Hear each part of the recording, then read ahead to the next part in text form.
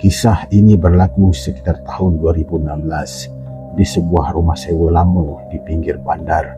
Rumah itu hanya didiami oleh aku dan isteri. Kawasan yang sunyi, jiran agak jauh, dan di belakang rumah ada tanah kosong penuh semak. Sejak mula pindah, tiada apa yang pelik sehinggalah malam itu.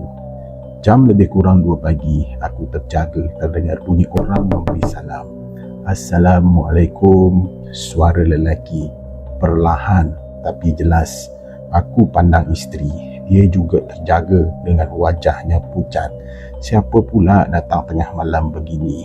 Aku bangun perlahan dan menjenguk melalui tingkap. Di luar gelap, tiada sesiapa. Lampu porch menyala tapi kosong. Aku kembali ke katil cuba menenangkan diri. Mungkin orang tersalah rumah, fikir aku. Baru aku nak pejamkan mata, bunyi salam itu kedengaran lagi. Kali ini betul-betul di depan pintu.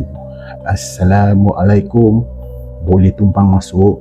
Suara itu lebih dekat, seolah-olah orang berdiri betul-betul di ambang pintu. Isteri menggigil dan berbisik, jangan buka. Aku ambil duduk dan baca ayat kursi perlahan. Tiba-tiba tombol pintu bergerak sendiri, perlahan berkeriut, seperti ada tangan yang cuba membuka. Padahal pintu berkunci.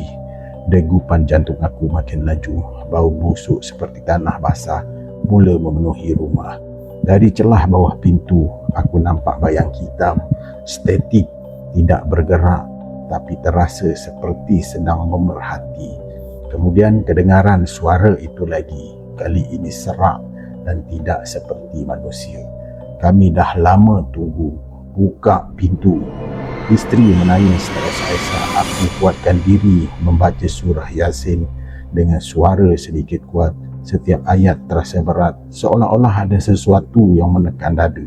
Bunyi di pintu semakin kuat, seperti kuku menggaru kayu. Tiba-tiba senyap, bau busuk hilang, bayang di bawah pintu lenyap. Jam dinding berbunyi tepat jam 3 pagi. Pergi ke esoknya, kami jumpa kesan tapak kaki berlumpur di depan pintu.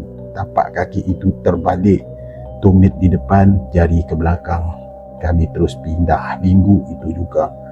Kata orang tua di kawasan itu, rumah tersebut pernah ditumpangi sesuatu dan makhluk itu hanya datang bila dipanggil atau bila pintu dibuka tanpa salam. Sejak hari itu aku percaya satu perkara, bukan semua yang memberi salam berniat baik.